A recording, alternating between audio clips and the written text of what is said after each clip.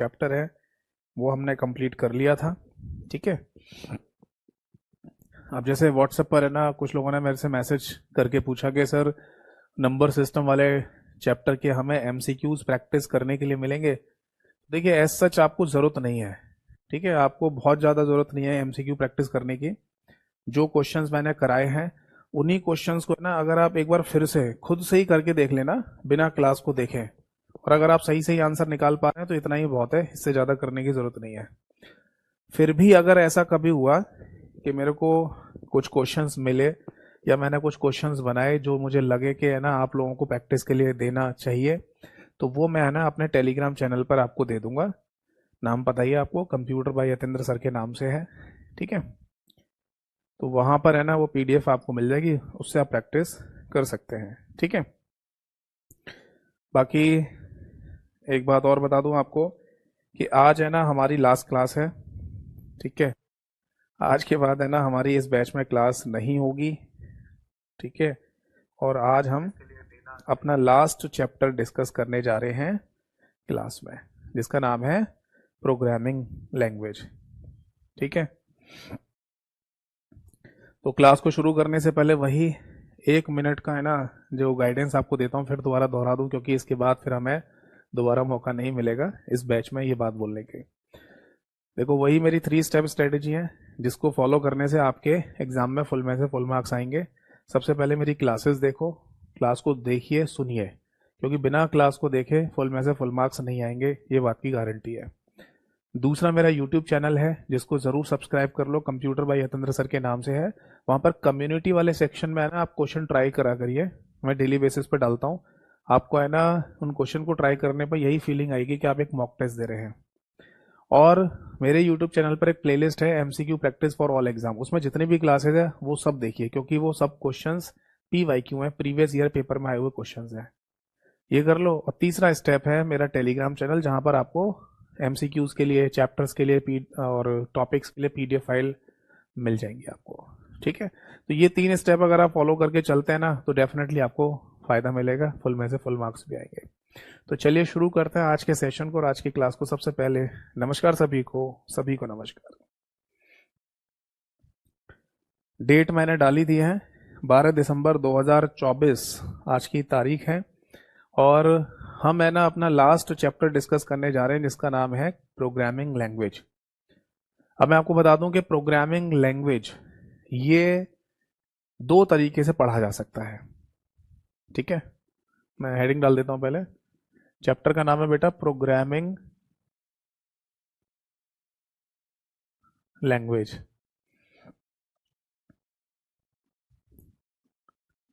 ठीक है जी, हिंदी में भी है ना इसको प्रोग्रामिंग प्रोग्रामिंग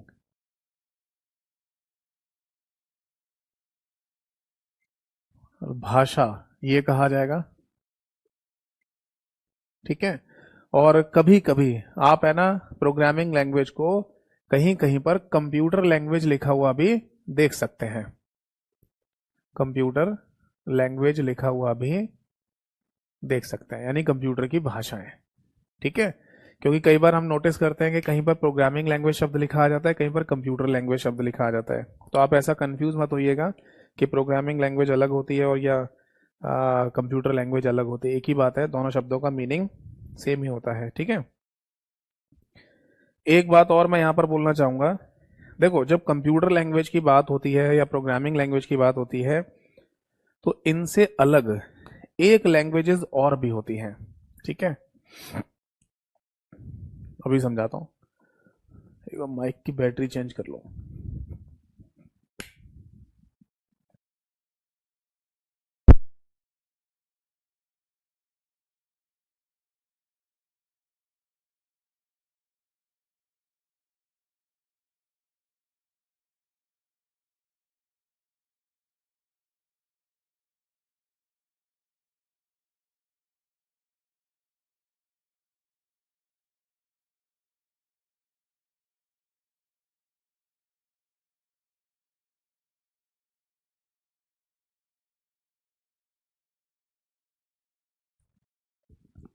ऑडियो क्लियर है?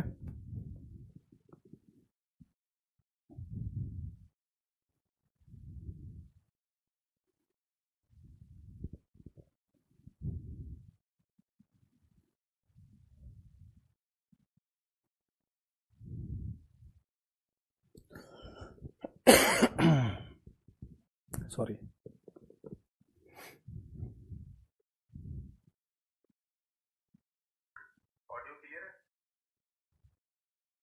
ठीक है जी, ऑडियो एकदम क्लियर है, परफेक्ट है। तो मैं ये कह रहा था कि जब है ना हम लैंग्वेजेस की बात करते हैं, भाषाओं की बात करते हैं, तो बेसिकली हमारे सामने है ना दो तरीके की भाषाओं का जिक्र होता है। आप बोलेंगे सर आपने ना जब कंप्यूटर सॉफ्टवेयर वाला चैप्टर पढ़ाया था तब भी आपने बताया था कि लैंग्वेज है ना दो तरीके की हो सकती है। याद है जब ट्रांसलेटर पढ़ा रहा था आपको, लो लेवल हाई लेवल? मैं उनकी बात नहीं कर रहा हूँ, मैं बात कर रहा हूँ दो तरीके से, समझो जरा इसको। देखो, अगर हम कंप्यूटर की बात कर रहे हैं तो कंप्यूटर में ना हम दो चीजें जनरली देखते हैं।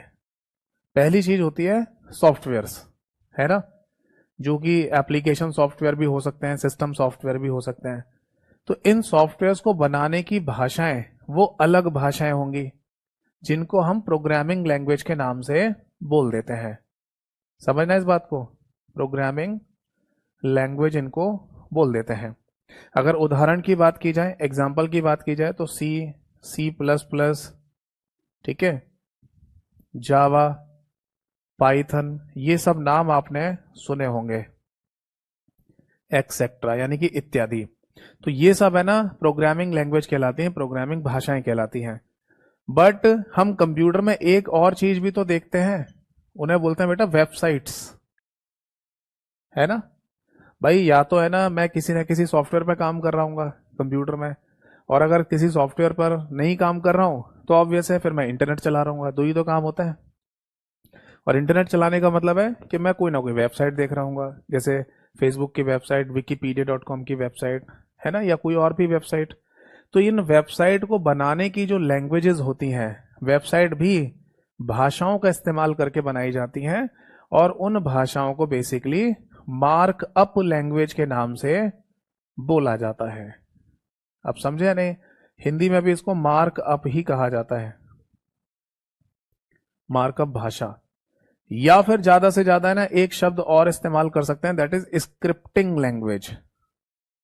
ये शब्द भी यहां पर इस्तेमाल में लाया जा सकता है, ठीक है। जैसे उदाहरण के लिए, अगर आपके सामने लिखा हुआ है HTML, जिसका फुल फॉर्म होता है हाइपर टेक्स्ट मार्कअप लैंग्वेज, या आपके सामने लिखा हुआ है that is XML, extensible markup language, या आपके सामने लिखा हुआ PHP, जिसको बोलते हैं, पहले पर्सनल होम पेज कहते थे, अभी इसको हाइपर टेक्स्ट प्री प्रोसेसर कहा जाता है, एक्सेट्रा।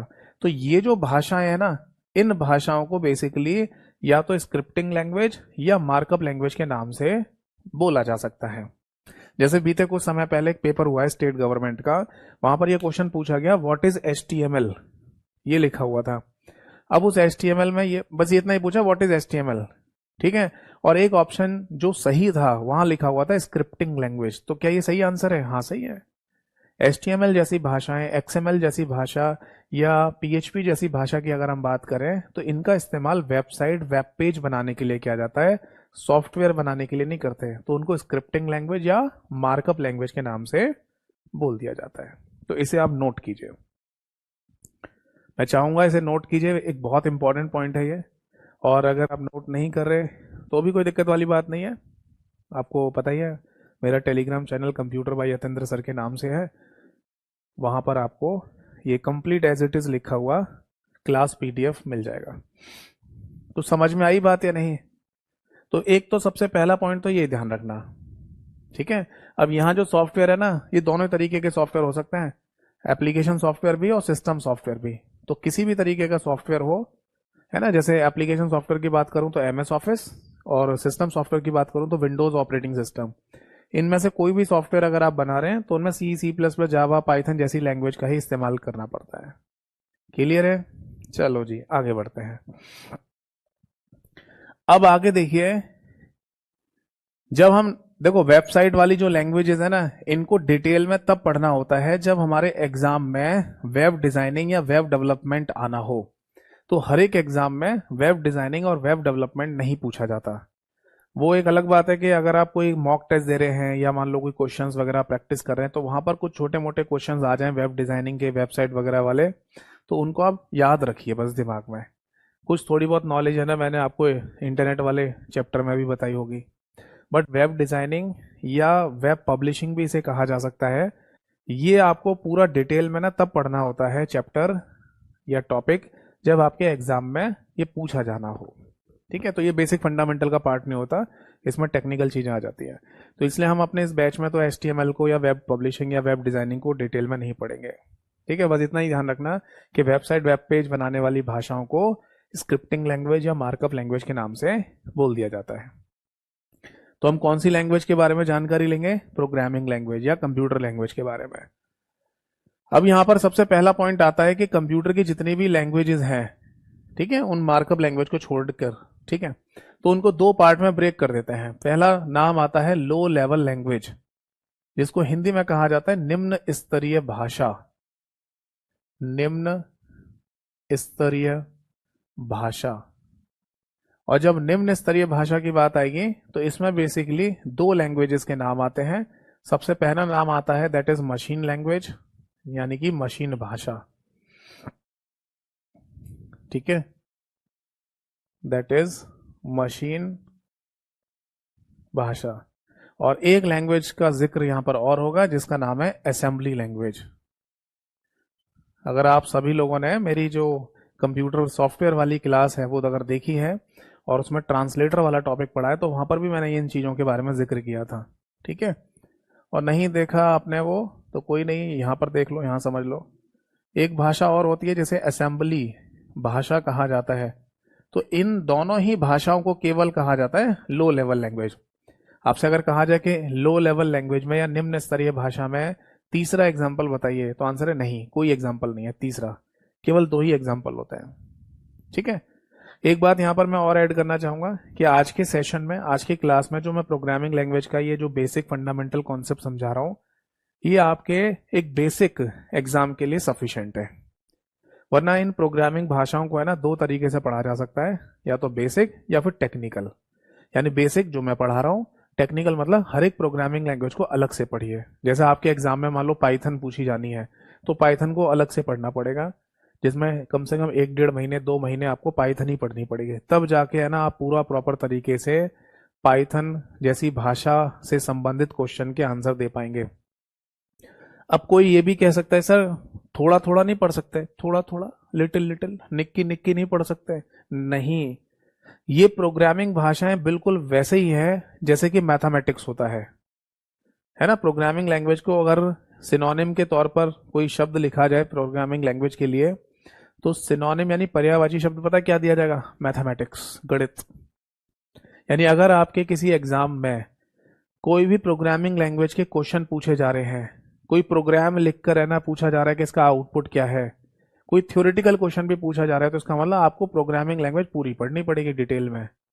इसको थोड़ा बहुत नहीं पढ़ सकते। जैसे कि मैथ को या तो पूरा पढ़ते हैं या पूरा छोड़ते हैं। जैसे सपोज दैट कि कंपाउंड इंटरेस्ट, चक्रवर्ती ब्याज आप चैप्टर पढ़ रहे हो, आप टीचर से ये कहने लग जाओ कि सर चक्रवर्ती ब्याज में टोटल मिला के 10 कॉन्सेप्ट होते हैं, आप है ना सर 2-3 ही बता दो बस, हम है ना सारे क्वेश्चन सही करके आएंगे चक्रवर्ती ब्याज के। तो क्या ऐसा संभव है? नहीं, ऐसा पॉसिबल नहीं हो सकता। आपको है ना चक्रवर्ती ब्याज यानी कंपाउंड इंटरेस्ट के अगर सारे क्वेश्चन के आंसर देने हैं तो आपको 10 के 10 कॉन्सेप्ट को पढ़ना पड़ेगा, या फिर 10 के 10 छोड़ दो। आप बोलेंगे सर 1-2 पढ़ लेंगे तो फिर तुक्केबाजी है, उन 1-2 से संबंधित आ गया क्वेश्चन तो ठीक है, वरना तो दे ही नहीं पाओगे आंसर। इसीलिए मैं ये बात बीच में इसलिए बोल रहा हूँ क्योंकि कुछ बहुत मतलब काफी सारे स्टूडेंट्स है ना मेरे को व्हाट्सएप पर मैसेज करते हैं और ये बोलते हैं सर कोई लैंग्वेज है ना जैसे पाइथन हमारे एग्जाम में आ रही है, उसको थोड़ा बहुत पढ़ा दो, 1-2 क्लास ले लो ना सर उसकी। तो बेटा 1-2 क्लास से कुछ नहीं पता चलेगा। 1-2 क्लास में कुछ टेक्निकल शब्द आएंगे ना, वो ही नहीं समझ पाओगे कि क्या है, क्योंकि उन्हें भी समझाने के लिए और 8-10 क्लासेस लेनी पड़ेंगी। तब जाके ना किसी प्रोग्रामिंग लैंग्वेज में आप कुछ सीख पाएंगे, समझ पाएंगे, कुछ आंसर दे पाएंगे। तो प्रोग्रामिंग लैंग्वेज को डिटेल में पढ़ना मींस मैथमेटिक्स पढ़ना, गणित ही होती है प्रोग्रामिंग लैंग्वेज। समझ में आ रही है बात? ऐसे क्वेश्चन नहीं होते, खैर मैथमेटिक्स में जैसे क्वेश्चन सॉल्व करते हो बिल्कुल ऐसे नहीं है, बट मैथमेटिक्स से कम भी नहीं है, ऐसा ही होता है। ठीक है, चलो आई होप सो कि आप समझ चुके होंगे क्या समझाना चाह रहा हूं। यहां देखो, तो फाइनली है ना हम बात कर रहे हैं कंप्यूटर लैंग्वेज की या प्रोग्रामिंग लैंग्वेज की, तो उनको दो भागों में बांटा गया है, एक है लो लेवल और दूसरा आएगा हाई लेवल। ठीक है, मैं यहाँ लिख देता हूँ लो लेवल, और दूसरा आता है बेटा high level. High level language, जिसको हिंदी में कहा जाएगा उच्च स्तरीय भाषा। उच्च स्तरीय भाषा, क्लियर है। अब देखो कुछ लोकल राइटर्स की किताबों में और लोकल राइटर्स की पीडीएफ में एक शब्द और भी मिल जाता है हमें, मिडिल लेवल लैंग्वेज। तो क्या वो सही है? नहीं, गलत है, काट के ठीक कर लेना। क्योंकि प्रोग्रामिंग लैंग्वेज को केवल दो ही भागों में बांटा गया है, लो लेवल या और हाई लेवल में। इनके बीच में ना कोई मिडिल लेवल लैंग्वेज नहीं होती है, ठीक है। अब यहां से देखो, मशीन लैंग्वेज की अगर हम बात करें तो इस मशीन लैंग्वेज में जो कोड लिखा जाता है, कोड का मतलब क्या है, इसमें जो इस भाषा का इस्तेमाल करके जो आप शब्द लिखते हैं उनको जनरली कोड कहा जा रहा है। तो उन कोड को ना तीन नामों से बोल सकते हैं। एक तो मशीन कोड, या फिर इसी नाम को ऑब्जेक्ट कोड भी कहा जा सकता है, या फिर इसी नाम को हम बाइनरी कोड के नाम से भी बोल देते हैं, क्योंकि ये कोड 0-1 वाला कोड होता है। तो अब एक क्वेश्चन यहां पर बनाया जाए कि हमारे कंप्यूटर का जो सीपीयू है, सेंट्रल प्रोसेसिंग यूनिट है, वो कौन से कोड को समझता है या वो कौन सी भाषा को समझता है? तो आंसर होगा मशीन लैंग्वेज। क्योंकि ये बात तो मैंने पहले भी बताई है कि हमारे कंप्यूटर का जो कोर है, बिल्कुल सेंटर है, या सीपीयू कह लीजिए, क्योंकि सीपीयू मेन कंपोनेंट होता है कंप्यूटर का, तो उसको केवल एक ही भाषा समझ में आती है, वो है मशीन लैंग्वेज, 0-1 वाली भाषा, ठीक है। तो कंप्यूटर हमारा कोर में इसी भाषा को समझता है। इसके ऊपर चाहे भले ही कोई और भाषाएं हो सकती हैं, पर सबसे लास्ट में तो मशीन लैंग्वेज ही होनी चाहिए, ठीक है। इसके बाद आती है असेंबली लैंग्वेज। अब असेंबली लैंग्वेज में जो आप कोड लिखते हैं उसको भी दो नामों से बोला जा सकता है, या तो असेंबली कोड कह दो क्योंकि असेंबली भाषा में लिखा जा रहा है, या फिर इसका एक नाम और होता है, that is mnemonic. Mnemonic code या निमोनिक्स भी कह देते हैं, इसमें एम साइलेंट रहता है, ठीक है। और दूसरी बात कि इनका कोई भी हिंदी नाम नहीं होता, जो अंग्रेजी में नाम लिखा है वही हिंदी में लिखना पड़ेगा, तो हिंदी अनुवाद नहीं होता। तो निमोनिक कोड या असेंबली कोड किस में कहा जाता है? असेंबली भाषा में कहा जाता है। और जितनी भी हाई लेवल लैंग्वेज होती है बेटा, इनके अगर एग्जाम्पल की हम बात करें तो इसके ढेर सारे एग्जाम्पल होते हैं, जैसे कि C++, जावा, पाइथन, फोर्ट्रान। फोर्ट्रान नाम की भी एक लैंग्वेज है, ठीक है। इसको भी है ना हाई लेवल लैंग्वेज ही कहा जाता है, फोर्ट्रान। इसके अलावा रूबी, कोमल। आप कहेंगे सर ये तो गर्ल्स के नाम आ गए, हाँ इन्हीं नाम से भी है, रूबी है, कोमल है, एक्सेट्रा, यानी कि इत्यादि। यानी कि ढेर सारी प्रोग्रामिंग भाषाएं हैं जिनको आप हाई लेवल लैंग्वेज के नाम से जानते हैं, ठीक है जी। या फिर मोटा मोटा आप ऐसे समझ लीजिए कि अगर मशीन लैंग्वेज और असेंबली लैंग्वेज, इन दो नाम को छोड़कर कोई तीसरा नाम आपके सामने लिखा जा रहा है और ये कहा जाए कि ये एक कंप्यूटर की लैंग्वेज है या प्रोग्रामिंग लैंग्वेज है, तो आप उसे हाई लेवल लैंग्वेज ही बोलेंगे। आप सीधे उसे बोलिए कि ये एक हाई लेवल लैंग्वेज होगी। क्यों? क्योंकि लो लेवल लैंग्वेज में दो एग्जाम्पल के अलावा तीसरा होता ही नहीं है, तो जो भी तीसरे एग्जाम्पल होंगे वो सब हाई लेवल लैंग्वेज ही होंगे, है नहीं? ठीक है, नोट कर लीजिए, कोई डाउट है तो पूछिए। बाकी एक पॉइंट और लिख लो कि हाई लेवल लैंग्वेज में जो कोड लिखे जाते हैं, यहाँ जगह नहीं है इसलिए इधर लिख दे रहा हूँ, उसको दो नामों से बोल दिया जाता है, या तो उसे सोर्स कोड कह देते हैं, या फिर उसको बेटा प्रोग्राम कोड के नाम से बोल दिया जाता है, ठीक है। सोर्स कोड कह दो या प्रोग्राम कोड कह दो, एक ही बात है, दोनों का मीनिंग सेम ही है, ठीक है। अब देखो, मैं अब आपको हाई लेवल लैंग्वेजेस के एग्जाम्पल के बारे में बताऊंगा। जैसे कई बार है ना एग्जाम में ऐसा क्वेश्चन पूछ ले कि बताओ स्पेशली बच्चों के लिए बनाई गई प्रोग्रामिंग भाषा कौन सी थी। ऐसा क्वेश्चन पूछ लिया कि ऑब्जेक्ट ओरिएंटेड प्रोग्रामिंग लैंग्वेज कौन सी थी या कौन सी है, तो आप बोलेंगे सर बच्चों के लिए चलो ये तो कुछ समझ में भी आ रहा है, पर ये ऑब्जेक्ट ओरिएंटेड क्या है? ये प्रोग्रामिंग लैंग्वेज के कॉन्सेप्ट होते हैं, ठीक है। अब इन कॉन्सेप्ट को समझने के लिए आपको प्रोग्रामिंग लैंग्वेज को डीपली पढ़ना पड़ेगा, तो इसलिए एक स्टैटिक डेटा मानते हुए, मान लीजिए कि ये स्टैटिक डेटा है, आपको बस याद रखना है। स्टैटिक डेटा का मतलब समझ गए, जो बदलता नहीं है, जो फिक्स होता है। तो ऐसे मान लो कि किसी प्रोग्रामिंग लैंग्वेज को अगर ऑब्जेक्ट ओरिएंटेड प्रोग्रामिंग लैंग्वेज कहा जा रहा है, तो ये नाम आपको याद रखना है बस। ऑब्जेक्ट ओरिएंटेड कॉन्सेप्ट क्या होता है? इसमें जाने की जरूरत नहीं है, क्योंकि अगर जाओगे तो फिर लैंग्वेज को टेक्निकल तरीके से पढ़ना पड़ेगा। तो अगर पेपर में ऐसा कभी आ जाए बेसिक फंडामेंटल क्वेश्चन कि इनमें से कौन सी ऑब्जेक्ट ओरिएंटेड प्रोग्रामिंग लैंग्वेज है, तो आपको ये पता होना चाहिए। ऐसे ही क्वेश्चन मान लो पूछ ले जाए कि मैथमेटिक्स के लिए या साइंटिफिक कैलकुलेशन के लिए कौन सी लैंग्वेज बनाई गई थी, आर्टिफिशियल इंटेलिजेंस के लिए कौन सी लैंग्वेज अवेलेबल है, तो इस तरीके के बेसिक बेसिक फंडामेंटल क्वेश्चंस के आंसर आप दे सकते हैं। ठीक है, तो चलिए शुरू करते हैं। तो अब मैं यहाँ पर है ना जितने भी लैंग्वेजेस के नाम लिख रहा हूँ, ठीक है, ये सब की सब है ना हाई लेवल लैंग्वेजेस हैं, और हर एक लैंग्वेज का नाम, उसकी फुल फॉर्म और उसके बारे में अगर छोटा मोटा कोई इंपॉर्टेंट पॉइंट है तो वो भी हम यहाँ पर लिख लेंगे। ठीक है, तो हेडिंग डालिए high level language, high level language यानी कि उच्च स्तरीय भाषा। ठीक है, अब देखो हाई लेवल लैंग्वेज में ना बेटा सबसे पहला जो नाम आता है वो है फोर्ट्रान, जो मैंने अभी यहाँ पर भी लिखा था। फोर्ट्रान है ना हाई लेवल लैंग्वेज में सबसे पहली लैंग्वेज है, सबसे पहली लैंग्वेज। ठीक है, और इसका अपना एक फुल फॉर्म भी होता है, दैट इज फॉर्मूला ट्रांसलेशन। कई बार तो ऐसे भी पूछ लेते हैं कि बताइए कि इस प्रोग्रामिंग लैंग्वेज की फुल फॉर्म क्या है, तो आंसर है फॉर्मूला ट्रांसलेशन। दूसरी बात कि इस प्रोग्रामिंग भाषा को 1956 में एक व्यक्ति के द्वारा बनाया गया था, जॉन बैकस, और इस व्यक्ति का है ना जो साथ दिया था वो आईबीएम कंपनी ने दिया था, जिसको इंटरनेशनल बिजनेस मशीन कहा जाता है। ये फुल फॉर्म मैंने पहले भी आपको बताई है।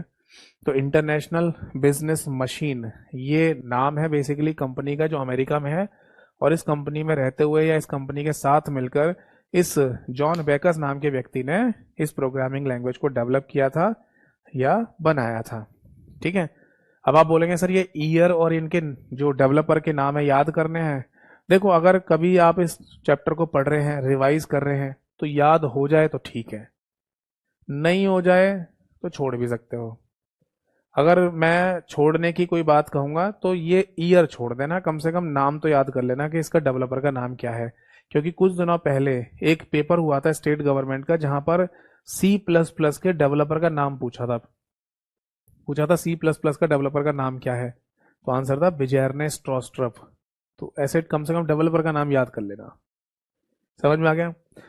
अब ये प्रोग्रामिंग लैंग्वेज है ना स्पेशली किस लिए बनाई गई थी, तो ये पॉइंट और इंपॉर्टेंट है, तो आप लिख लीजिए कि for mathematics and scientific calculations. For mathematics यानी कि गणित के लिए, गणित की समस्याओं को हल करने के लिए, ठीक है, या फिर गणित की गणनाएं लिख लीजिए। ठीक है, गणित की गणनाओं को हल करने के लिए, गणनाओं को हल करने के लिए। ठीक है बेटा, तो एक तो पॉइंट ये लिख लो कि मैथमेटिक्स के लिए बनाई गई थी, गणित की गणनाओं को हल करने के लिए, एंड साइंटिफिक कैलकुलेशंस को करने के लिए, साइंटिफिक कैलकुलेशंस यानी कि वैज्ञानिक गणनाओं, वैज्ञानिक गणनाओं को हल करने के लिए। समझ में आ गई बात? तो अगर पेपर में ऐसा कोई क्वेश्चन आ जाए आपके सामने कि बताओ मैथमेटिक्स को ध्यान में रखते हुए या साइंटिफिक कैलकुलेशंस को है ना ध्यान में रखते हुए उनको सॉल्व करने के लिए किस प्रोग्रामिंग भाषा को विशेष तौर पर बनाया गया था, तो इसका सही आंसर होगा दैट इज फोर्ट्रान। ठीक है, नोट कर लीजिए। और ये ध्यान रखना कि फोर्ट्रान नाम की जो प्रोग्रामिंग भाषा है ये सबसे पहली हाई लेवल लैंग्वेज कंसीडर की जाती है। ठीक है, तो जिन प्रोग्रामिंग लैंग्वेज का ऐसा कोई इंपॉर्टेंट पॉइंट होगा, जैसे ये लिखा है मैंने, तो मैं लिख दूंगा।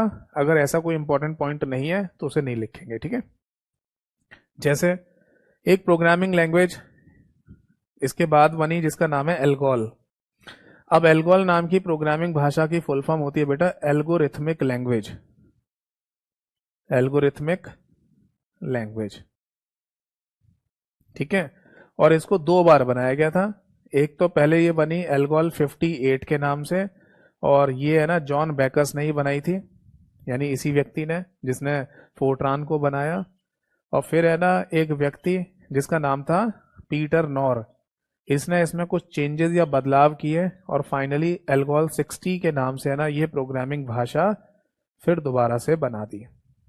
ठीक है, तो एल्गोल नाम की जो प्रोग्रामिंग भाषा है ये दो नाम से मिलती है हमको, एल्गोल 58 और 60 के नाम से। तो ये दोनों के डेवलपर अलग अलग हैं, जॉन बेकस और पीटर नॉर। क्लियर है, समझ आ गया? तो इसके रिगार्डिंग बस इतना ही याद कर लेना, नाम क्या है, फुल फॉर्म क्या है इसकी, और इसको किसने बनाया। ठीक है, बाकी आगे लिखो, ऐसा कोई इंपॉर्टेंट पॉइंट नहीं है यहाँ पर। ठीक है, इसलिए मैं नहीं लिख रहा हूँ यहाँ पर। अब आगे देखिए, इसके बाद है ना एक और प्रोग्रामिंग लैंग्वेज का हम जिक्र करेंगे जिसका नाम है लिस्प, LISP, लिस्प।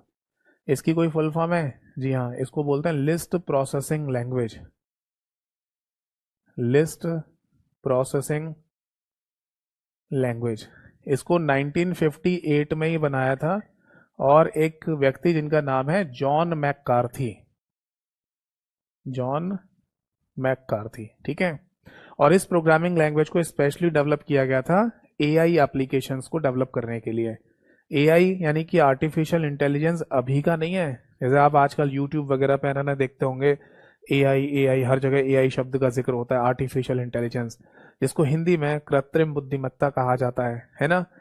तो ये अब का नहीं है, 1958 से चल रहा है ये AI आर्टिफिशियल इंटेलिजेंस, यानी कि एक कंप्यूटर मशीन जिसको इंसानी दिमाग देने की कोशिश की जाए, एक कंप्यूटर मशीन जिसको इंसान जैसा बनाया जाए, तो वो आर्टिफिशियल इंटेलिजेंस कहलाता है। आर्टिफिशियल इंटेलिजेंस का हमेशा मतलब एक रोबोट नहीं होता है। आप किसी मोबाइल फोन में, किसी कंप्यूटर में भी आर्टिफिशियल इंटेलिजेंस एप्लीकेशंस को यूज होता हुआ देख सकते हैं। जैसे उदाहरण के लिए अगर कोई फोन में फीचर दिया हुआ है कि आप माइक जैसे सिंबल पर क्लिक करके और जैसे आप बोलेंगे और वो वहां पर टाइप कर दे, that is also the artificial intelligence. इसको बोलते हैं स्पीच रिकॉग्निशन, यानी कि आवाज को समझने की तकनीक। तो इंसानी आवाज को अगर कोई डिवाइस, कोई मशीन समझ पा रही है, जैसे आमने सामने कोई इंसान खड़े होकर एक दूसरे से बातें करते हैं ना, मेरे सामने कोई व्यक्ति खड़ा है, मैं बात बोल रहा हूँ, वो समझ रहा है, फिर मैं उसकी बात सुन रहा हूँ। तो ऐसी मशीन के साथ भी अगर आप ये वार्तालाप कर पाए, बात कर पाए, तो इसे स्पीच रिकॉग्निशन कहा जाता है, जो कि एक एग्जाम्पल है आर्टिफिशियल इंटेलिजेंस का। ठीक है, तो हमेशा जरूरी नहीं है, आप आर्टिफिशियल इंटेलिजेंस के केस में जनरली सुनने को मिलता है कि रोबोट आर्टिफिशियल इंटेलिजेंस का एक उदाहरण है ना। तो ऐसा जरूरी नहीं है कि AI शब्द आ जाए तो मतलब रोबोट ही आपके दिमाग में आ जाए। रोबोट जो बने होते हैं, कंप्यूटर की, मोबाइल की एप्लीकेशंस भी हो सकती हैं जिनको आर्टिफिशियल इंटेलिजेंस एप्लीकेशन कहा जा सकता है। जैसे गूगल कंपनी की AI एप्लीकेशन का नाम क्या है? जेमिनाई, GEMINI, जेमिनाई बोलते हैं उसको वो। ऐसी है ना, अमेजोन की जो आर्टिफिशियल एप्लीकेशन है उसको आप एलेक्सा के नाम से जानते हैं। तो ये सब आर्टिफिशियल इंटेलिजेंस ही कहलाता है, कृत्रिम बुद्धिमत्ता, यानी कि मशीन को इंसानी दिमाग देने की कोशिश। तो फाइनली है ना, जो आर्टिफिशियल इंटेलिजेंस है ना, इसके फादर इन्हीं को कहा जाता है, जॉन मैककार्थी को, क्योंकि इन्होंने ही सबसे पहले है ना ऑफिशियल तरीके से एक लैंग्वेज डेवलप करी थी जिसका नाम था लिस्प, लिस्ट प्रोसेसिंग लैंग्वेज। खैर इनसे पहले भी है ना कई सारे लोगों ने अपने कुछ रिसर्च पेपर, कुछ रिसर्च वगैरह डेवलप की थी AI के फील्ड में, बट ऑफिशियल तरीके से एक भाषा बनाकर AI एप्लीकेशंस को डेवलप करने का काम जॉन मैककार्थी ने किया था, इसलिए इनको फादर ऑफ AI के नाम से भी बोला जाता है। ठीक है, लिख सकते हो चाहो तो, इनको हम फादर ऑफ AI भी कह सकते हैं, यानी कि आर्टिफिशियल इंटेलिजेंस के पिता। ठीक है, तो हम यहां पर लिख लेंगे specially developed for, specially developed for AI। ठीक है जी, AI का फुल फॉर्म लिख लीजिए, दैट इज आर्टिफिशियल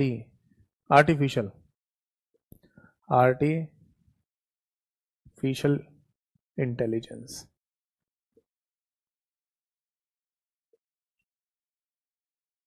ठीक है, आर्टिफिशियल इंटेलिजेंस है ना, हिंदी में अगर कहा जाए तो इसे कृत्रिम बुद्धिमत्ता कहा जाता है, कृत्रिम बुद्धिमत्ता ये बोलते हैं इसको।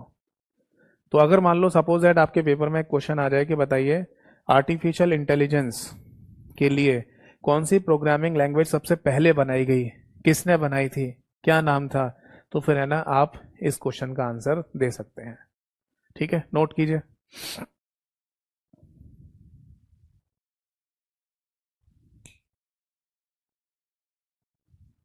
ठीक है भाई, आगे बढ़े। चलो, तो इसी तरीके से ना जितने भी प्रोग्रामिंग लैंग्वेज है मैं उन सभी के बारे में बेसिक बेसिक डिटेल आपको बताता जा रहा हूं, आप नोट करते जाना।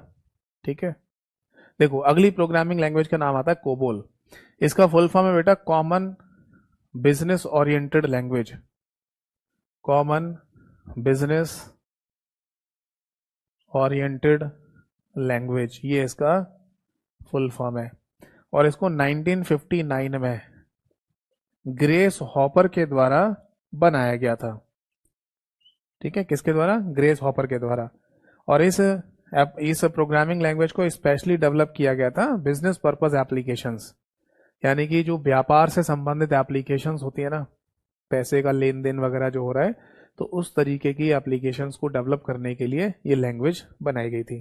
ठीक है, तो हम लिख सकते हैं स्पेशली डेवलप्ड फॉर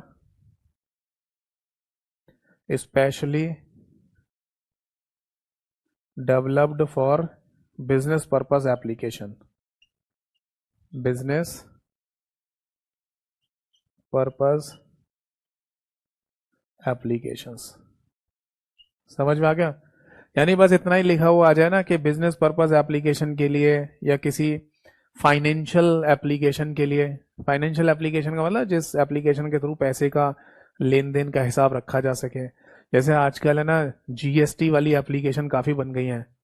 जैसे लोगों को जीएसटी कैलकुलेट करना नहीं आ रहा, निकालना नहीं आता, तो आजकल एप्लीकेशंस बना दी गई हैं। ठीक है, और आप बस उसमें डाटा एंटर करो, तुरंत वो अपने आप आपको रिजल्ट निकाल के दे देगा, काउंट काउंट करके दे देगा।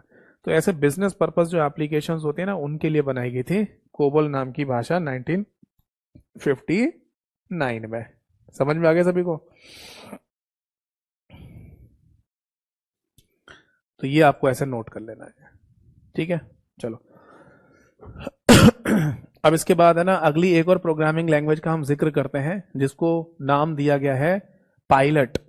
आप बोलेंगे सर पायलट तो वो होते हैं जो हवाई जहाज चलाते हैं, तो वही सेम नाम है, सेम स्पेलिंग है, पायलट। तो इस प्रोग्रामिंग लैंग्वेज का फुल फॉर्म दिया गया था प्रोग्राम्ड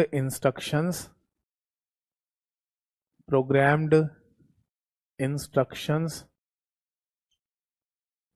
कॉमा लर्निंग और टीचिंग। समझ में आ गया? प्रोग्राम्ड इंस्ट्रक्शन कॉमा लर्निंग और टीचिंग, ये इसका है ना बेसिकली फुल फॉर्म दिया गया था, लर्निंग और टीचिंग। ठीक है, ये इसका फुल फॉर्म था। और इसको है ना 1960 में बनाया गया था जॉन एम्सडेन के द्वारा।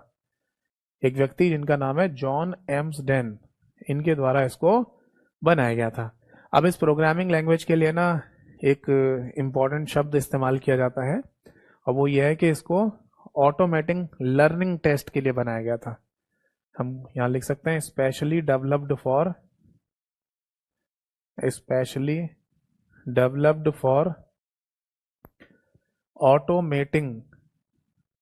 ऑटोमेटिंग लर्निंग टेस्ट, इसके लिए इसको बनाया गया था। ऑटोमेटिक लर्निंग टेस्ट का मतलब आप ऐसे ही समझ लो कि मतलब स्वचालित रूप से अगर कोई काम किया जा रहा है, यानी आप कंप्यूटर को इंस्ट्रक्शंस देंगे, वो ऑटोमेटिक तरीके से काम कर देगा, रिजल्ट बना के दे देगा। तो जो ऑटोमेटिक ऑटोमेटिक का मतलब समझ रहे हैं ना, स्वचालित शब्द होता है। जैसे ऑटोमेटिक वॉशिंग मशीन आपके घर होगी, तो आपको बस बटन बटन दबाने हैं, कपड़े डालने हैं, सर्फ डालना है, पानी का पाइप जोड़ दो, बस अपने आप ही धोती रहेगी, वो ऑटोमेटिक तरीके से काम करेगी। तो इस तरीके के है ना कॉन्सेप्ट के लिए अलग से है ना एक प्रोग्रामिंग भाषा को डेवलप किया गया था, जिसका नाम था पायलट। तो ऑटोमेटिक लर्निंग टेस्ट बोलते थे, या फिर इसको है ना एक और नाम दिया जाता था, दैट इज कंप्यूट टेस्ट। ठीक है, तो दोनों में से है ना कुछ भी लिखा हुआ आ सकता है। मान लो अगर पूछा गया कि ऑटोमेटिक लर्निंग टेस्ट को के लिए कौन सी प्रोग्रामिंग लैंग्वेज बनाई गई, या कंप्यूट टेस्ट के लिए कौन सी प्रोग्रामिंग लैंग्वेज डेवलप की गई थी, तो आंसर है पायलट के नाम से। ठीक है, नोट कर लीजिए।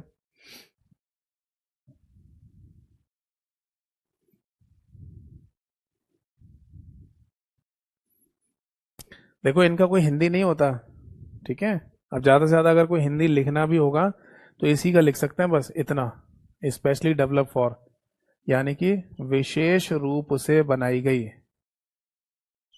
विशेष रूप से बनाई गई, बस इतना ही हिंदी हो सकता है। बाकी तो फिर है ना इंग्लिश में याद करना पड़ेगा। ऑटोमेटिक लर्निंग टेस्ट को हिंदी में कुछ बोलते नहीं है, कंप्यूटर्स को हिंदी में कुछ बोलते नहीं है, ठीक है। तो चिंता की कोई बात नहीं है, छोटे छोटे से पॉइंट्स है, इतनी तो अंग्रेजी हमें आती है, ठीक। इसके बाद अगला एक और पॉइंट लिखेंगे, एक और प्रोग्रामिंग लैंग्वेज का नाम लिखेंगे, स्नोबॉल। इसको लिख लीजिए, इसकी फुल फॉर्म है स्ट्रिंग ओरिएंटेड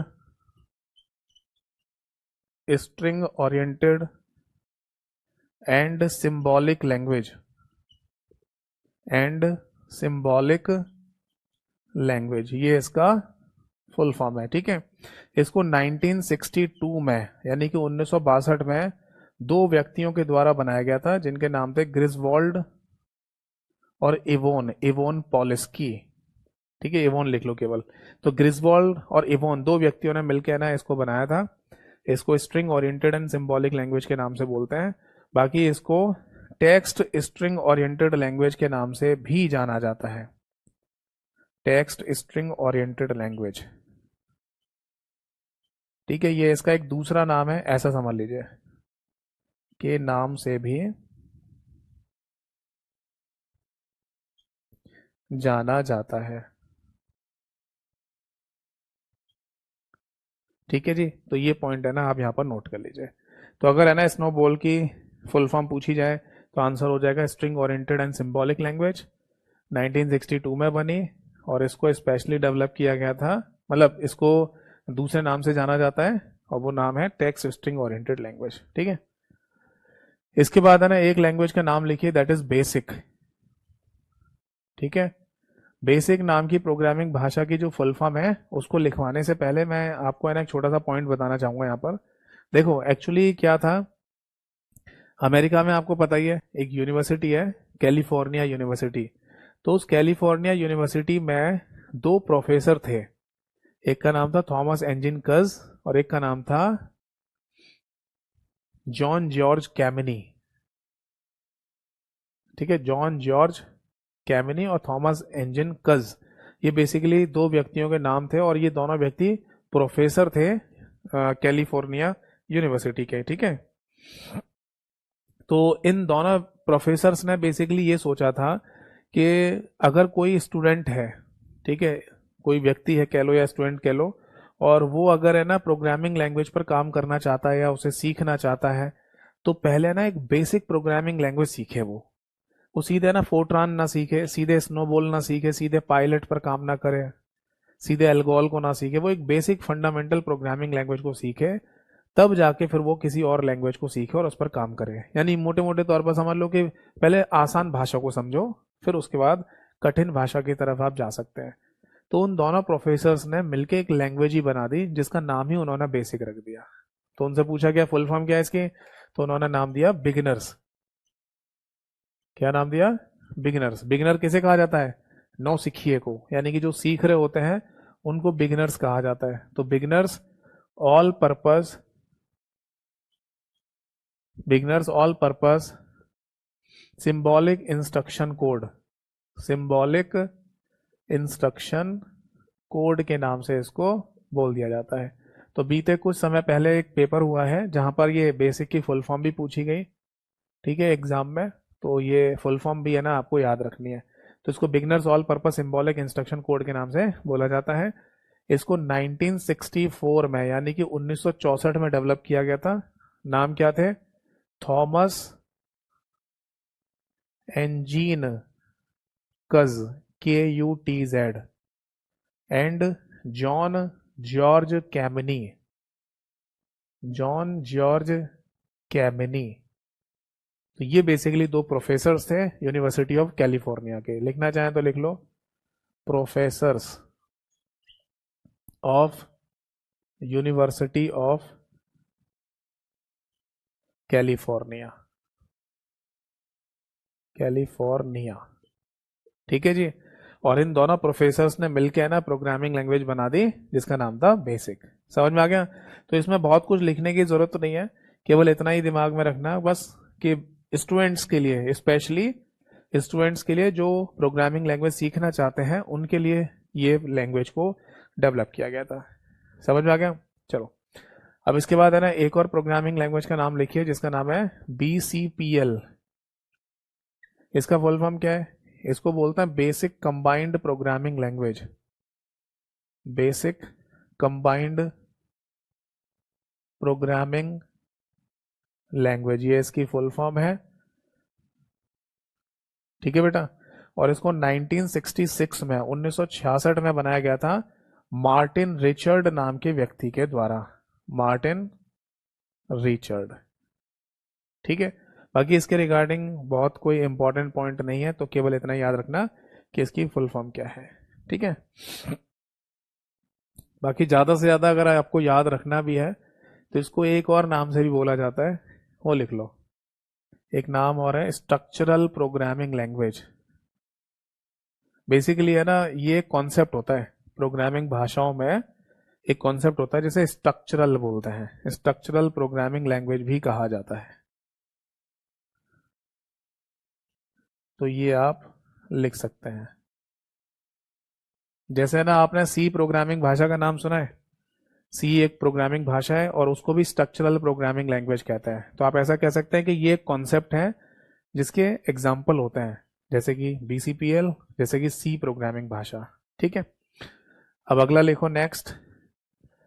इसके बाद है ना 1967 में एक प्रोग्रामिंग भाषा और बनाई गई थी, और उस भाषा को बनाने का भी उद्देश्य कुछ इसी तरीके से था जैसा कि अभी हमने बेसिक प्रोग्रामिंग भाषा को देखा।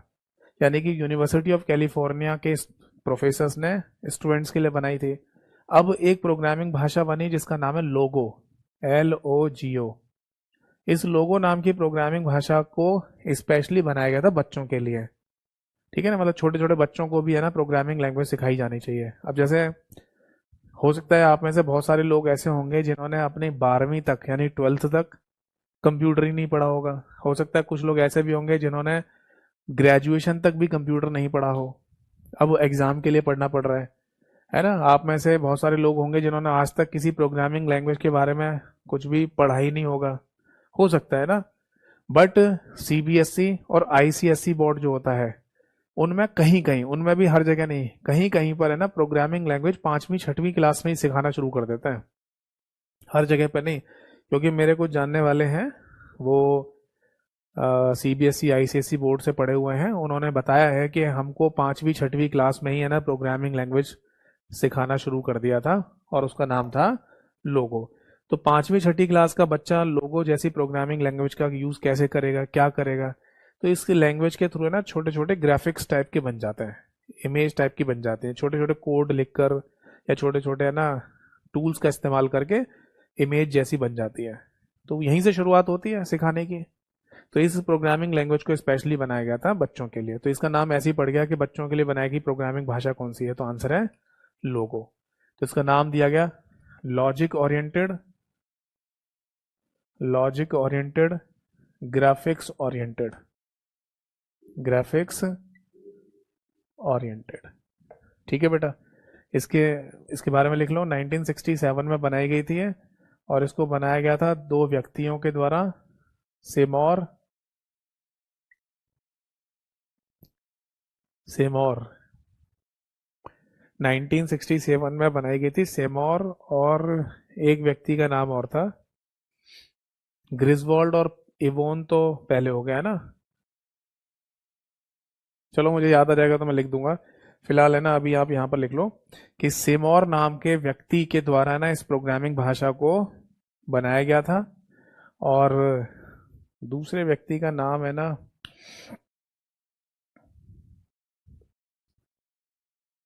चलो पहले वो पॉइंट लिख लो।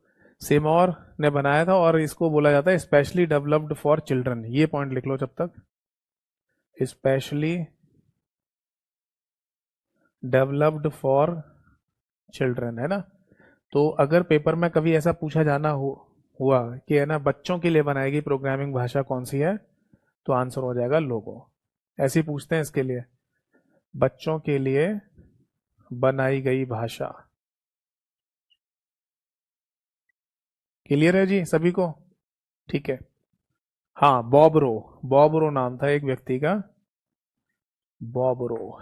इन दोनों ने मिलकर बनाई थी, तो ये आप नोट कर लीजिए। समझ में आ गया? तो लोगो नाम की जो प्रोग्रामिंग लैंग्वेज है, इसको 1967 में बनाया गया बॉब रो एंड सेमोर के द्वारा, और बच्चों के लिए स्पेशली बनाई गई प्रोग्रामिंग लैंग्वेज कही जाती है। ये नोट कर लीजिए, कोई डाउट है तो पूछिए। खैर, इसमें डाउट क्या आएगा, स्टैटिक डेटा है, चीज़ों को केवल याद रखना है आपको। ठीक है। इसके बाद एक और प्रोग्रामिंग लैंग्वेज का नाम लिखिए, दैट इज सी म्यूला। कुछ समय पहले एक पेपर हुआ था जहां मैंने इस लैंग्वेज से रिलेटेड क्वेश्चन देखा था। ठीक है, तो याद रख, मतलब इसको याद रखेंगे। ठीक है। खैर, याद तो सभी को ही रखना है, क्योंकि किसी का कोई सा भी क्वेश्चन पूछा जा सकता है। अगर प्रोग्रामिंग लैंग्वेज का बेसिक फंडामेंटल क्वेश्चन पूछा जाना होगा तो इसी तरीके से पूछा जाएगा। ठीक है। तो सिमुला नाम की भी एक प्रोग्रामिंग भाषा है जिसका फुल फॉर्म है simulation programming language. Simulation programming language. ठीक है। और इस प्रोग्रामिंग भाषा को है ना, जैसे मैं अभी थोड़ी देर पहले बोल रहा था कि एक है ना ऑब्जेक्ट ओरिएंटेड कॉन्सेप्ट है ना होता है प्रोग्रामिंग भाषा से संबंधित। अब उसको डीप में जाने की जरूरत नहीं है, पढ़ने की जरूरत नहीं है, केवल इतना समझ लो एक कॉन्सेप्ट होता है। जैसे स्ट्रक्चरल प्रोग्रामिंग लैंग्वेज एक कॉन्सेप्ट होता है, अभी लिखवाया था, ऐसे एक ऑब्जेक्ट ओरिएंटेड प्रोग्रामिंग कॉन्सेप्ट होता है। अब ये ऑब्जेक्ट ओरिएंटेड कॉन्सेप्ट है ना, ये आज के समय पर बहुत ज़्यादा फेमस है। सॉरी। और इन इस कॉन्सेप्ट पर बेस जितनी भी प्रोग्रामिंग लैंग्वेज बनी हुई है वो भी ज़्यादा फेमस है आज के टाइम पर। एक्चुअली है ना, देखो इन लैंग्वेज का इस्तेमाल कौन करता है? प्रोग्रामर्स, जो प्रोग्राम लिखते हैं। तो उनके ऊपर भी डिपेंड करता है कि उनको कौन सी लैंग्वेज, कौन सी भाषा इजीली समझ में आ रही है, वो कौन सी लैंग्वेज को पढ़कर है ना ज़्यादा बेहतर चीज़ें बना पा रहे हैं, किसी लैंग्वेज का यूज़ करके क्या बेहतर चीज़ बना पा रहे हैं, है ना। तो आजकल जो लोगों की डिमांड है ना, जो प्रोग्रामर्स होते हैं, उनकी डिमांड है ऑब्जेक्ट ओरिएंटेड प्रोग्रामिंग लैंग्वेज का इस्तेमाल करना। और ऑब्जेक्ट ओरिएंटेड जो कॉन्सेप्ट है, इसके लिए बनाई गई सबसे पहली भाषा यही थी। ठीक है, तो ये पॉइंट हमें यहाँ पर याद रखना है। तो ये लैंग्वेज बेसिकली 1967 में ही बनी थी। ठीक है। और इसको नायगार्ड नाम के व्यक्ति ने बनाया था, नायगार्ड नाम था उनका। और इसको first object oriented programming language के नाम से बोला जाता है। First object oriented programming language. ठीक है भाई। तो अगर आपसे ये पूछा जाए कि सबसे पहली ओ ओ पी एल लैंग्वेज कौन सी थी, यानी ऑब्जेक्ट ओरिएंटेड प्रोग्रामिंग लैंग्वेज कौन सी थी, तो इसका सही आंसर हो जाएगा सी म्यूला, यानी कि सिमुलेशन प्रोग्रामिंग लैंग्वेज। बताइए, बात समझ में आ गई या नहीं? ठीक है। अब आप बोलेंगे sir object oriented programming language केवल ये अकेली होती है? नहीं, और भी होती है। अभी जैसे जैसे मैं आगे बढ़ूंगा आपको पता चल जाएगा कि अब आज के टाइम में जितनी भी ज़्यादातर प्रोग्रामिंग भाषा हैं वो सब ऑब्जेक्ट ओरिएंटेड वाले कॉन्सेप्ट पर ही बेस्ड है। तो ये कॉन्सेप्ट है ना बहुत इंपॉर्टेंट है लैंग्वेज के केस में। ठीक है भाई। सिमुला के बाद है ना एक प्रोग्रामिंग लैंग्वेज बनी थी बेटा जिसका नाम था बी। केवल बी, बी का कोई भी फुल फॉर्म नहीं था। ठीक है। और इसका कोई फुल फॉर्म ही नहीं था, ये 1969 में बनाई गई थी। और ठीक है, और इसको बनाया गया था केन थॉमसन नाम के व्यक्ति के द्वारा। ठीक है। और इसके रिगार्डिंग कोई ऐसा इंपॉर्टेंट पॉइंट भी नहीं था, तो बस इतना ही याद कर लेना कि बी नाम की भी एक प्रोग्रामिंग भाषा है 1969 में, और केन थॉमसन के द्वारा बनाई गई। ठीक है। फिर इसके बाद एक प्रोग्रामिंग भाषा बनी जिसका नाम है पास्कल। ये 1970 में बनाई गई थी, 1970 में। वैसे मैं आपको बता दूं कि पास्कल शब्द है ना और भी कहीं देखने को मिल सकता है हमें। कहाँ पर? पास्कल नाम का एक कैलकुलेटर भी था। अगर आपने मेरी हिस्ट्री जनरेशन वाली क्लास देखी है तो वहां पर मैंने बताया था कि पास्कल है ना एक कैलकुलेटर का भी नाम था, पास्कल कैलकुलेटर, जिसको पास्कलाइन भी कहा जाता है। ठीक है, जिसको ब्लेज पास्कल नाम के व्यक्ति ने बनाया था। तो पास्कल एक कैलकुलेटर का नाम भी है और पास्कल एक लैंग्वेज का नाम भी है, ये भी ध्यान रखना। ठीक है। इसको बनाया था निकोलस रिथ नाम के व्यक्ति ने, निकोलस रिथ, WRITH। ठीक है। और इसके रिगार्डिंग भी ऐसा कोई इंपॉर्टेंट पॉइंट नहीं है, तो बस इतना ही ध्यान रखना कि पास्कल भी एक प्रोग्रामिंग भाषा का नाम है। ठीक है। ऐसे बताऊं आपको कि कुछ समय पहले एक पेपर हुआ है जहां पर कुछ ऐसे क्वेश्चन पूछा गया था कि इनमें से कौन सी प्रोग्रामिंग लैंग्वेज का एक उदाहरण है, तो एक ऑप्शन पे पास्कल ही लिखा हुआ आया था, तो वो सही आंसर था। तो अगर किसी ने हिस्ट्री जनरेशन पढ़ी हुई है तो वो पास्कल कैलकुलेटर को समझेगा केवल, क्योंकि पास्कल एक भाषा का नाम भी है। फिर इसके बाद है ना एक प्रोग्रामिंग लैंग्वेज बनी सी के नाम से। ये 1972 में बनी, 1972 में, और इसे बनाने वाले व्यक्ति का नाम था डेनिस रिची। ठीक है जी। और ये प्रोग्रामिंग लैंग्वेज है ना काफी फेमस रही अपने समय पर। आज भी है ना सी प्रोग्रामिंग लैंग्वेज काफी फेमस है। अगर कहीं पर है ना आपको प्रोग्रामिंग लैंग्वेज पढ़ाई जानी है, समझाई जानी है, तो सी प्रोग्रामिंग लैंग्वेज को ही जनरली सिखाया जाता है। खैर, धीरे धीरे जैसे ट्रेंड चेंज हो रहा है और भी प्रोग्रामिंग लैंग्वेज इंपॉर्टेंट होती जा रही है, बट सी भी अपना एक इंपॉर्टेंस रखती है। ठीक है। इस प्रोग्रामिंग भाषा को भी स्ट्रक्चरल प्रोग्रामिंग लैंग्वेज के नाम से बोला जाता है। स्ट्रक्चरल प्रोग्रामिंग लैंग्वेज भी कहा जाता है। ठीक है भाई। अब देखो, मैंने ना आपसे ये क्यों कहा था, मैंने आपसे ये क्यों कहा था कि कुछ लोकल राइटर की किताबों में और लोकल राइटर्स की पीडीएफ में आपको ऐसा लिखा हुआ मिल जाएगा कि मिडिल लेवल लैंग्वेज भी होती है। ऐसा ऑफिशियल तरीके से किसी भी स्टैंडर्ड बुक में नहीं लिखा हुआ है। तो लोगों ने अपने मन से कैसे बना लिया, वो बनाया ऐसे। ये जो सी प्रोग्रामिंग भाषा है ना, इस प्रोग्रामिंग भाषा में लो लेवल लैंग्वेज के कुछ कॉन्सेप्ट को इस्तेमाल किया गया है, जबकि है तो ये high level language, high level language ही है ना, और इसमें लो लेवल लैंग्वेज के कुछ कॉन्सेप्ट को इस्तेमाल किया गया है। तो जिसमें हाई और लो दोनों मिक्स हैं, तो उसको मिडिल कह दो, ऐसा बोल दिया, लिख दिया किसी ने, जबकि ये सही नहीं है। आप अगर सी लैंग्वेज की कोई स्टैंडर्ड किताब भी पढ़ोगे ना जो फॉरेन राइटर्स ने लिखी हुई है, ठीक है, तो उसमें भी कहीं नहीं लिखा हुआ कि सी को है ना मिडिल लेवल लैंग्वेज कहा जाता है। ठीक है, तो इसलिए मैं ये बोल रहा था कि मिडिल लेवल लैंग्वेज कहीं लिखा आ जाए तो उसको अपने आप ही काट देना, वो सही नहीं है। ठीक है, समझ में आ गया सभी को। चलो, अब इसके बाद है ना एक और प्रोग्रामिंग लैंग्वेज का जिक्र करेंगे, और वो है प्रोलॉग के नाम से। PRO, ये लिख लीजिए, PROLOG, प्रोलॉग। ठीक है, इसकी फुल फॉर्म है programming in logic, programming in logic, ये इसका फुल फॉर्म है। और इसको 1972 में ही, 1972 में ही बनाया गया था प्रोलॉग को, एलन कॉलमेरोर के द्वारा, एलन कॉलमेरोर। अब देखो, जैसे अभी थोड़ी देर पहले मैंने आपको बताया था कि एआई यानी आर्टिफिशियल इंटेलिजेंस के लिए कौन सी लैंग्वेज को सबसे पहले बनाया गया था, तो इसका आंसर था लिस्प नाम की लैंग्वेज, है ना, जॉन मैककार्थी ने बनाई थी। बट 1972 में, 1972 में एलन कॉलमेरोर ने भी एक लैंग्वेज डेवलप की जिसका नाम था प्रोलॉग, प्रोग्रामिंग इन लॉजिक, और इसका इस्तेमाल भी एआई एप्लीकेशंस को बनाने के लिए किया गया। तो लिख सकते हैं एआई एप्लीकेशंस को बनाने के लिए,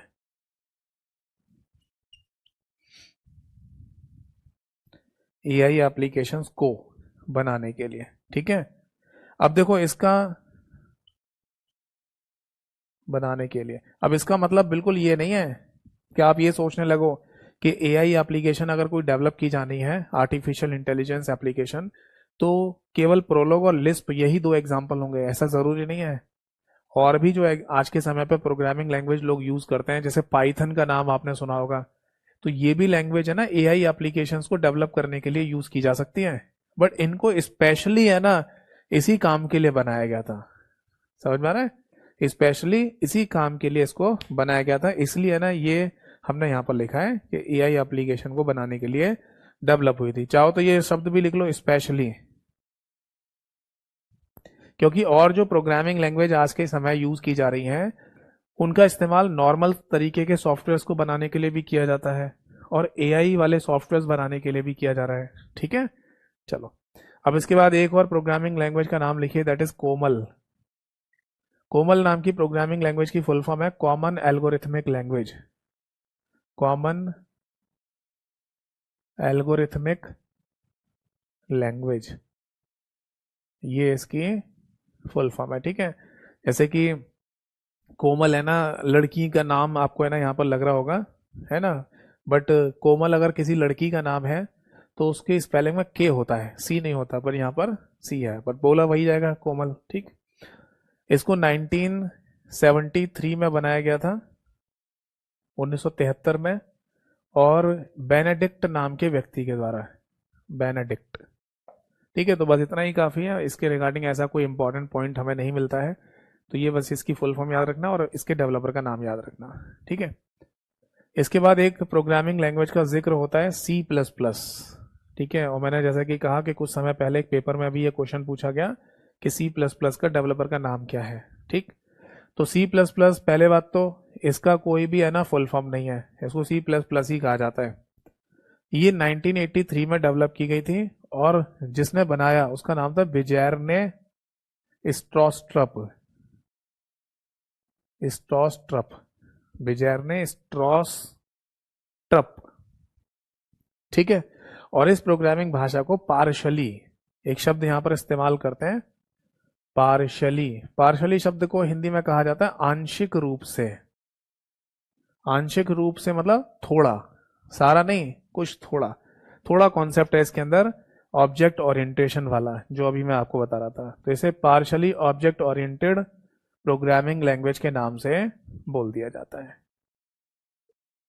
ठीक है ना, मतलब इस प्रोग्रामिंग भाषा में ऑब्जेक्ट ओरिएंटेशन जो एक कॉन्सेप्ट है आज के समय पर इंपॉर्टेंट, वो थोड़ा है, पूरा नहीं है, इसलिए इसको पार्शली ऑब्जेक्ट ओरिएंटेड लैंग्वेज के नाम से बोलते हैं।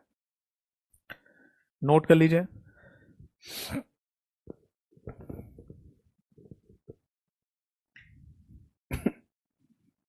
लिख लिया। अब इसके बाद है ना एक और प्रोग्रामिंग लैंग्वेज का नाम लिख लीजिए जो काफी फेमस है, और वो है बेटा पाइथन। ठीक है जी, पाइथन प्रोग्रामिंग भाषा को 1991 में बनाया गया था।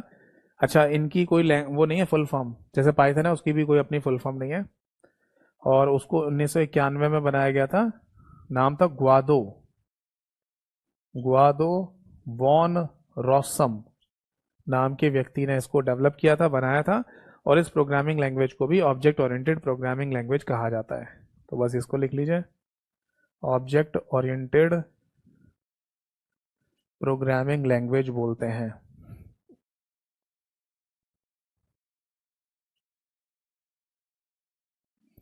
क्लियर है जी। बस एक नॉलेज के लिए ना आपको ये बात मैं बता दूं कि आज के समय पर ये जो पाइथन नाम की प्रोग्रामिंग भाषा है ना, ये बहुत इंपॉर्टेंट भाषा बनती जा रही है। अगर आप एक प्रोग्रामर हो, प्रोग्रामिंग लैंग्वेज का पर काम करते हो, तो आप आज की डेट में ना इसी भाषा को सीखना चाहोगे। या अगर आप किसी से पूछोगे ना कि मैं एक प्रोग्रामिंग लैंग्वेज सीखना चाहता हूँ आज की डेट में, ताकि किसी है ना कंप्यूटर टेक्नोलॉजी की तरफ मैं आगे बढ़ूँ, इस फील्ड में भी अपनी जॉब ले लूँ, तो फिर है ना सब लोग यही रिकमेंड करेंगे कि आप पाइथन को सीखो। ये लैंग्वेज है ना आज की डेट में काफ़ी इंपॉर्टेंट हो गई है। ठीक है, ये और भाषाएं जितनी भी हैं उनसे आसान भी है सीखने में, लिखने में, तो इसलिए लोग है ना आज की डेट में इसका इस्तेमाल ज़्यादा कर रहे हैं। इसीलिए आपने देखा होगा कि अब कुछ एग्जाम्स हैं उनमें पाइथन के क्वेश्चन भी पूछे जाते हैं। जैसे उदाहरण के लिए हरियाणा स्टेट गवर्नमेंट एग्जाम की अगर हम बात करें, उसमें 10 नंबर का कंप्यूटर आता है उसमें फंडामेंटल कंप्यूटर सिलेबस में, पाइथन कहीं भी सिलेबस में लिख के नहीं दिया, बट जब भी पेपर होता है तब कोई ना एक दो क्वेश्चन पाइथन के डाल देंगे। तो एक तो समझ में नहीं आता कि क्यों डालते हैं। मान लो क्लर्क का पेपर होने जा रहा है और आप 10 क्वेश्चन कंप्यूटर के जो पूछ रहे हैं उसमें पाइथन का क्वेश्चन पूछ रहे हैं, तो क्लर्क को पाइथन लैंग्वेज में प्रोग्रामिंग करनी है क्या?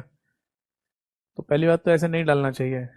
ठीक है, वो पाइथन का कोई प्रोग्राम ही डाल देंगे कि बताओ इसका आउटपुट क्या निकलेगा, तो ऐसा तो वही आंसर दे सकता है जिसने लैंग्वेज ढंग से पढ़ी हो। दूसरा, पाइथन लैंग्वेज है ना मध्य प्रदेश में जो एग्जाम होते हैं, जैसे अभी मध्य प्रदेश में ITI TO कोपा का पेपर हुआ था, तो उसमें भी पाइथन लैंग्वेज पूछी जाती है। ठीक है, अगर आप ओ लेवल की तैयारी कर रहे हैं, ओ लेवल है ना बहुत सारी जॉब्स होती हैं उत्तर प्रदेश में खासकर, उनके लिए ना ओ लेवल सर्टिफिकेट होना ज़रूरी है, तो उसमें एक पेपर, 4 पेपर होते हैं ओ लेवल में, एक पेपर पाइथन का ही होता है। तो पाइथन के है ना आजकल कॉन्सेप्ट हमें क्वेश्चंस वगैरह देखने को मिलते रहते हैं। ठीक है, तो ये एक इम्पॉर्टेंट पॉइंट है, ध्यान रखिएगा। इसके बाद है ना एक और प्रोग्रामिंग लैंग्वेज का जिक्र करेंगे, मतलब लिखेंगे, और इसका नाम है बेटा रूबी। रूबी भी है ना गर्ल्स का नाम मिलेगा आपको। ठीक है, इसकी स्पेलिंग सेम ही है, RUBY। ठीक है, इसको 1993 में 1993 में बनाया गया था, और ये बनाया गया था योकी हीरो मैज के द्वारा। ठीक है, योकी हीरो मैज ने इस प्रोग्रामिंग भाषा को बनाया था, और इसको भी यही नाम दिया जाता है कि ये लैंग्वेज भी ऑब्जेक्ट ओरिएंटेड प्रोग्रामिंग लैंग्वेज है। देखा आपने, मतलब आज के समय पर है ना, ऑब्जेक्ट ओरिएंटेड प्रोग्रामिंग लैंग्वेज, आज के समय पर ये जो कॉन्सेप्ट है ना ऑब्जेक्ट ओरिएंटेड वाला,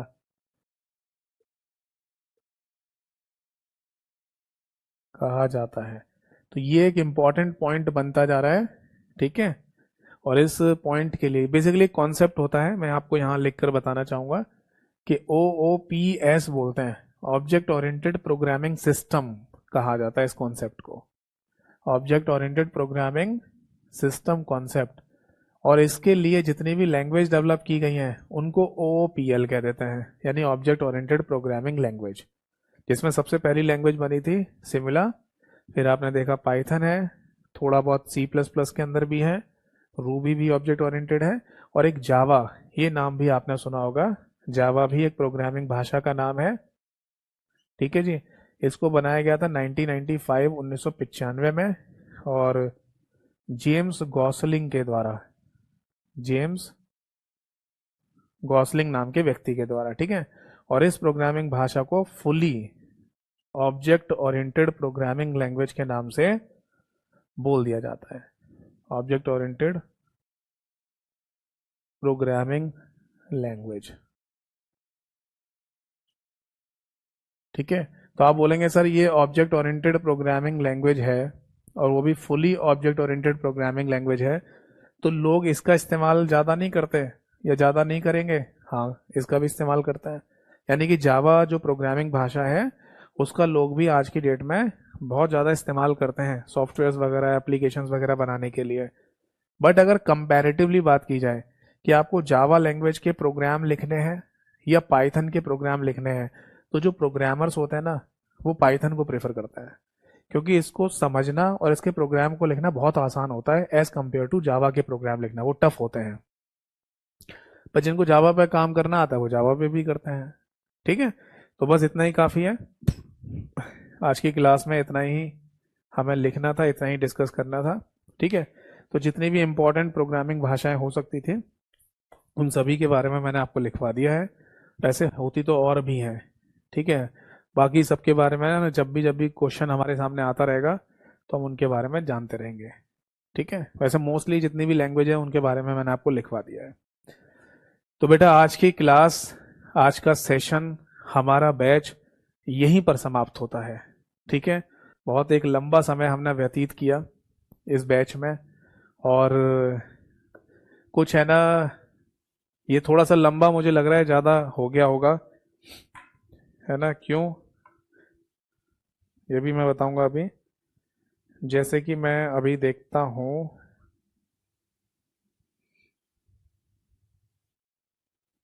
65 टोटल क्लासेस हो गई हैं आज मिला के, है ना? यानी टोटल मिला के 65 क्लासेस हो गई हैं, और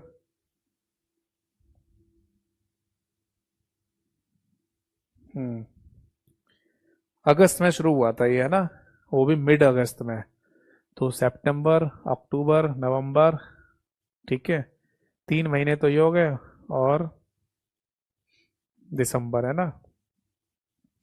मतलब मिड अगस्त में ही तो शुरू हुआ था, 13 अगस्त को ये शुरू हुआ था। तो अगस्त का सितंबर, अक्टूबर, नवंबर, तो 3 महीने तो ये हो गए, और फिर आधा अगस्त हो गया, और आज 10-12 तारीख, आधा ही मान लो चलो, ये हो गया आपका दिसंबर। तो इसमें है ना टोटल मिला के ऐसे मान लो कि करीब 3.5-4 महीने लगभग हमारे ये सफ़र रहा इस बैच में। बट एक्चुअली बात ये हुई ना, एक तो दिवाली के टाइम पर भी छुट्टियां पड़ी थी, करीब 9-10 दिन की छुट्टियां पड़ी इसमें, तो एक तो वो टाइम निकल गया, और दूसरा एक लंबा समय है ना, कुछ बीच में मेरी भी तबीयत ठीक नहीं थी, कुछ फंक्शंस थे अभी कुछ दिनों पहले, तो 7-8 दिन उसमें निकल गए थे। ठीक है, तो करीब है ना, करीब मान के चलो कि 20 दिन, और फिर बीच में और भी कुछ त्यौहार भी आए थे, उनमें भी 1-2 छुट्टियां हो गई, तो ऐसे समझ लो कि करीब करीब मान लो 1 महीना कुछ छुट्टियों वगैरह में भी निकल गया, वरना है ना लगभग 3 महीने लगते हैं इस पूरे सिलेबस को ख़त्म होने में, क्योंकि वही है ना, करीब 55-60 के आसपास क्लासेस होती हैं एक कंप्यूटर स्पेशल बैच में। और अगर 60 क्लासेस की अगर हम बात करें तो इनको पूरा कराने में ना लगभग लगभग 3 महीना लग जाता है, 2.5 से 3 महीना मान के चलो। ठीक है, चलो कोई बात नहीं। तो फाइनली है ना, आज हमारा सिलेबस, आज हमारी क्लास यहीं पर समाप्त होती है। ठीक। एक बच्चे का कमेंट आया, सर टेक्निकल बैच लाइए। बिल्कुल लाएंगे, मैं पूरी कोशिश कर रहा हूँ कि ये तो बेसिक फंडामेंटल बैच है ही जो आप पढ़ते हैं, एक टेक्निकल बैच भी लाया जाए उन एग्जाम्स के लिए जिनकी क्वालिफिकेशन बीटेक मांगी जाती है। बहुत से ऐसे एग्जाम्स होते हैं ना जिनमें क्वालिफिकेशन ही आपकी बीटेक होनी चाहिए, तो उनके लिए भी एक टेक्निकल बैच लाया जाए, ये भी मैं पूरी कोशिश कर रहा हूँ। आप जुड़ के रहिएगा, आपको जानकारी मिलती जाएगी। ठीक है, तो आज लास्ट क्लास है, तो जाते जाते बस यही बोलूँगा आप सभी लोगों को, देखो भाई, ईमानदारी से तैयारी करना, ईमानदारी से क्लासेस देखिए, जिन सोर्सेज को मैंने बताया है उनको फॉलो करना, यानी कि मेरा यूट्यूब चैनल और टेलीग्राम चैनल। आपको और कहीं कुछ करने की ज़रूरत नहीं पड़ेगी कंप्यूटर में। ठीक है, इधर उधर भटकने की जगह किसी एक चीज़ को पकड़ के रखिए और अच्छे से पढ़ लीजिए, वो ज़्यादा बेहतर होता है। ठीक। तो वैसे मैंने अपनी पूरी कोशिश की है, अपनी ईमानदारी से पढ़ाने की कोशिश की है जितना हो सकता था, और भी आपके साथ बना रहूँगा यूट्यूब और टेलीग्राम चैनल के थ्रू। ठीक है, तो आप अपनी ईमानदारी से तैयारी करना, पढ़ाई करना, सिलेक्शन आपका ज़रूर होगा। अगर इन केस अगर सिलेक्शन में थोड़ी सी देरी हो रही है आपके, यानी कि अगर आप कोई पेपर दे के आए और उसमें आपका सिलेक्शन नहीं हुआ, ऐसा भगवान ना करे, सब, मैं तो यही चाहूंगा कि पहली बार में सबका सिलेक्शन हो, बट अगर नहीं हो जाए तो निराश होने की बात नहीं है। ठीक है, आप बस इसे ऐसा समझ लीजिए कि आपसे थोड़ी बहुत कहीं चूक रह गई है, जिसको आप अगले टाइम में ठीक कर लेंगे और एग्जाम क्लियर करेंगे। एक कहावत है ना कि सफलता एक दिन में नहीं, बट एक दिन मिलती जरूर है। ठीक है, और वो एक दिन मिलेगी तभी जब आप ईमानदारी से तैयारी करेंगे, है ना। जो टीचर का गाइडेंस है उसे आप फॉलो करके चलिए, आपको कुछ और अलग से करने की जरूरत नहीं पड़ेगी। ठीक है, एक बच्चे ने लिखा है, सर बीएससी कंप्यूटर साइंस के बाद कौन सी डिग्री करूं। देखो, बीएससी कंप्यूटर साइंस से अगर आपने किया है तो उसके बाद आपको मास्टर्स अगर करना है तो मास्टर्स कर सकते हो, आप एमसीए भी कर सकते हो, आप एमटेक के लिए भी अप्लाई कर सकते हो। ठीक है, तो ये कर सकते हो, आपकी मर्जी है। देखो, सीधे सीधे मैं आपको बता दूं कि अगर आप है ना, मतलब प्रोफेशनल तरीके से टेक्निकल लाइन में ही जाना चाहते हो तो मास्टर्स करना। मास्टर्स का मतलब एम, है ना। तो अगर आप एमटेक करना चाहते हो, एमसीए करना चाहते हो तो कर लो, मैं मना नहीं कर रहा, बट आप उसी फील्ड में फिर ध्यान दीजिए, तब तो मास्टर्स करने का फायदा भी है। ठीक। बट अगर आप ये चाहते हैं कि मैं ना एक सरकारी नौकरी पालूं, तो सरकारी नौकरी के लिए केवल ग्रेजुएशन होती है लास्ट लिमिट, इससे ऊपर मांगते ही नहीं है। बहुत ही कोई रेयर रेयर रेयर केस में कोई जॉब होती होगी जिसमें मास्टर डिग्री मांगी जाती हो, वरना वरना ग्रेजुएशन ही काफ़ी होता है। ठीक। तो मेरे हिसाब से ना, अगर आप सरकारी नौकरी की तैयारी कर रहे हो तो मास्टर्स करने की ज़रूरत नहीं है, आप ग्रेजुएशन बेस पर भी एग्ज़ाम दे सकते हो, दे ही रहे होंगे। ठीक है, दूसरी बात यह है कि अगर आप टेक्निकल लाइन में जाना ही चाहते हैं, एमसीए करना चाहते हैं या एमटेक करना चाहते हैं, तो फिर इस लाइन की तरफ भी ध्यान देना, है ना। यूं नहीं कि मैं खाली बैठा हुआ हूं तो मैंने मास्टर्स कर लिया। अगर हो रहा है बिना किसी एफर्ट के, बिना किसी ज़्यादा पैसा खर्च किए, तो कर लेना, क्या दिक्कत है, डिग्री हाथ में होगी। ठीक है, रख लेना अपने पास एक डिग्री और एक्स्ट्रा। बट अगर आप एमसीए एमटेक की तरफ जा रहे हैं तो दिमाग में ये भी रखिएगा कि हमारे पास एक ऑप्शन भी है टेक्निकल लाइन में जाने का। जैसे एमटेक कर लेते हैं कुछ लोग, उसके बाद है ना पीएचडी का ऑप्शन भी खुल जाता है, पीएचडी भी कर लेते हैं बाद में कुछ लोग। बट अगर आपका एम सिंपल सा है कि एक सरकारी नौकरी लेनी है, ठीक है, कोई से भी सरकारी नौकरी मिल जाए, तो इसके लिए हाईएस्ट क्वालिफिकेशन क्या मांगी जाती है, ग्रेजुएशन, वो आपके पास है, जैसे कि आपने लिखा कि बीएससी कंप्यूटर साइंस आपके पास है। ठीक है, चलो, तो फिर आज के सेशन को और आज की क्लास को यहीं समाप्त करते हैं। अब अगली बार जब भी कभी मुलाकात होगी यूट्यूब और टेलीग्राम पर होगी। थैंक यू सो मच सभी को, thank you thank you thank you thank you so much सभी को। जय हिंद, वंदे मातरम।